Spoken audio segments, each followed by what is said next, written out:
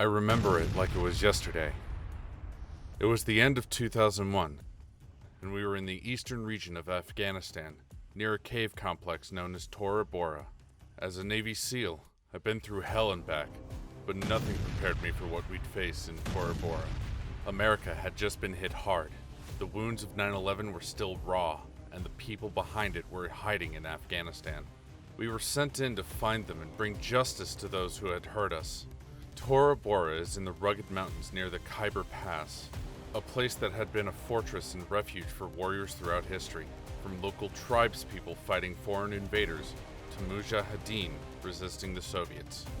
The mission was clear: to capture or kill Osama bin Laden, the mastermind behind the 9/11 attacks. He'd been spotted near Jalalabad, moving in a convoy of trucks, and we knew he was heading towards Tora Bora. We joined forces with the Northern Alliance, a group of Afghan rebels fighting the Taliban. We thought they'd be eager to help us, but the politics and alliances in this part of the world are complicated. It was a cold, harsh November when we set foot on the icy slopes of Tora Bora. We were up against hundreds of Al-Qaeda fighters, hardened men who knew the terrain like the back of their hands.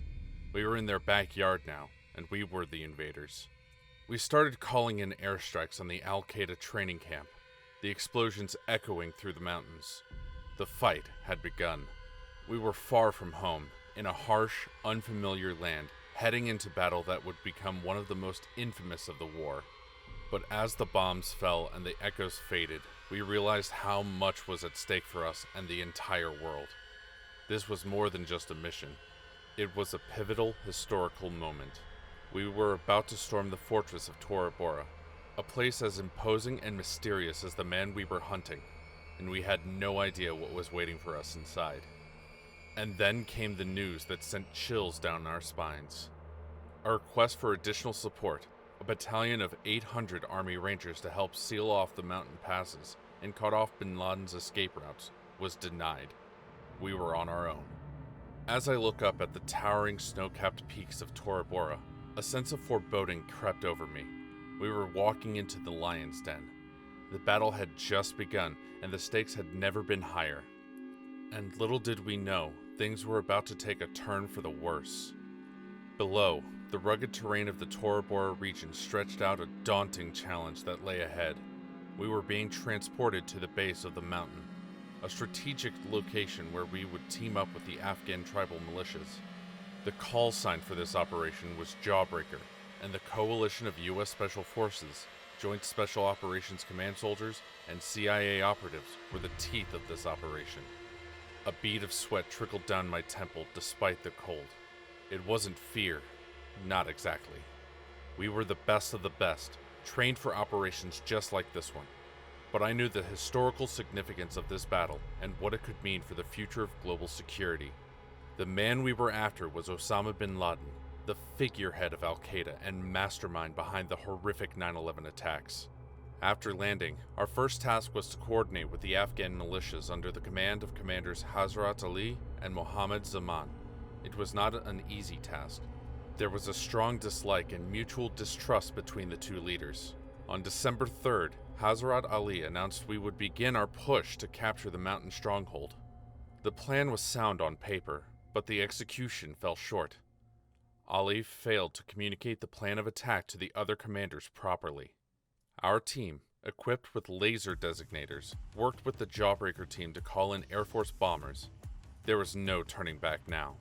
As our Afghan allies advanced steadily through the challenging terrain, we received an unexpected advantage. We picked up a radio from a fallen Al-Qaeda fighter, which allowed us to eavesdrop on their communications.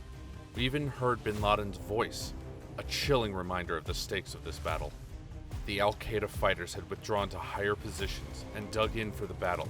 And then, on December 8th, a team of elite Delta Force soldiers led by Dalton Fury arrived, bolstering our ranks and lifting our spirits. As we pressed on, one thing was clear. We were walking into the heart of darkness, and there was no guarantee that we would emerge victorious.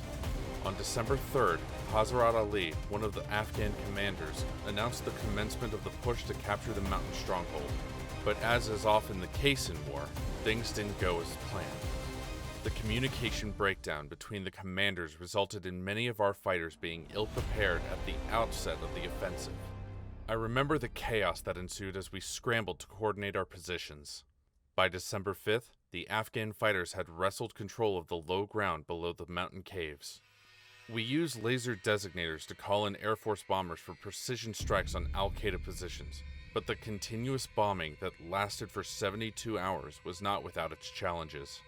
Every night as we prepared for another round of bombings, I could hear the faint murmur of prayer from the Afghan fighters, a reminder that we were fighting during the holy month of Ramadan. The tribal militias that were supposed to be our allies were another issue. They lacked the motivation to engage wholeheartedly, often retiring each evening to break their fast and spend time with their families. We struggled to maintain the ground gained during the day, and it was becoming increasingly clear that the animosity between the Afghan commanders was undermining our efforts against Al-Qaeda. By December 8th, we had a breakthrough. Dalton Fury's group of elite Delta Force soldiers arrived, blending in with the Afghan militias thanks to their traditional attire and bushy beards. Their arrival was a much-needed morale boost, but even they couldn't prevent the inevitable.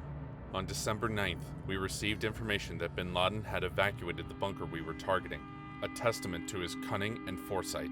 As we pushed deeper into the mountainous terrain, every day became a struggle for survival.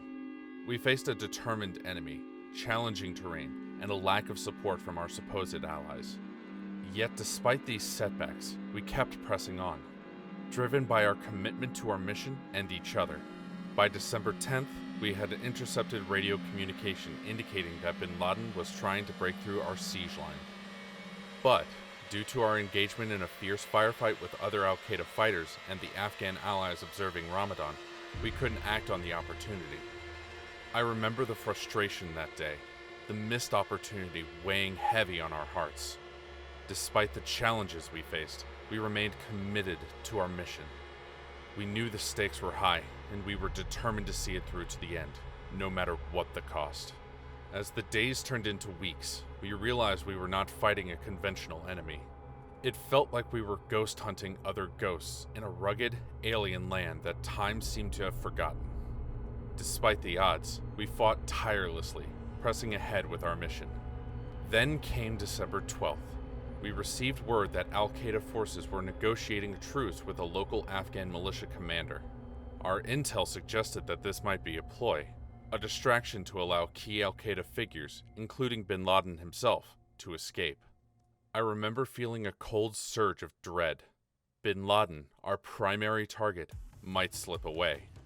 Gary Berntson, the CIA operative leading the charge, was furious when he heard about the ceasefire. I'll never forget hearing him yell into his phone, "No ceasefire! No negotiation! We continue airstrikes!" But despite his intensity, the ceasefire went ahead. We were wary, half expecting an ambush, and kept bombing Al-Qaeda positions even before the truce was set to expire. The next day, the fighting flared again. We suspected that this was a rearguard action by Al-Qaeda, buying time for the main force to escape through the White Mountains into the tribal areas of Pakistan. We pressed against fortified Al-Qaeda positions in caves and bunkers scattered throughout the mountainous region, backed by U.S. Special Operation troops and air support. The situation was getting desperate. We needed to close the net around bin Laden before he could disappear. The failure to commit more U.S. troops early in the battle and the over-reliance on the Afghan militias became a critical error. Each day that passed, I could feel the opportunity to capture bin Laden slip through our fingers. By December 15th, we had lost the trail. Intel suggested that bin Laden had escaped Tora Bora. There were reports of two groups of Al-Qaeda fighters descending the southern slopes towards Pakistan, possibly with bin Laden amongst them.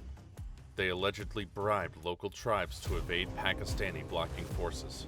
We had finally convinced Hazrat Ali to keep his men in position and continue advancing even after dark. The fight intensified. We pushed through, our boots sinking into the snow as we trudged up the mountain. There were still pockets of resistance from Al-Qaeda fighters who remained in the caves, their determination unyielding. Some of the most brutal fighting of the entire conflict took place during these last couple of days. The enemy was cornered, and we knew it.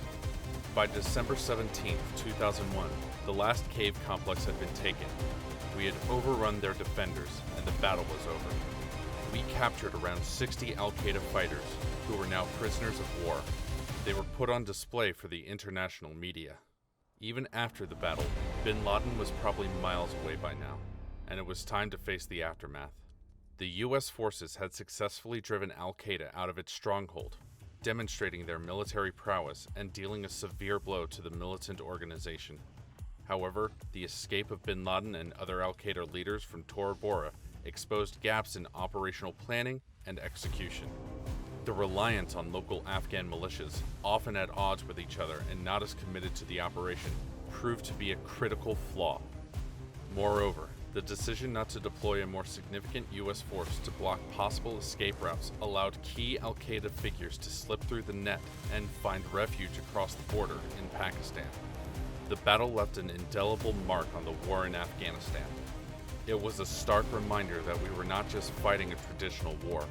We were engaged in a complex web of tribal politics, religious ideologies, and deeply entrenched cultural norms.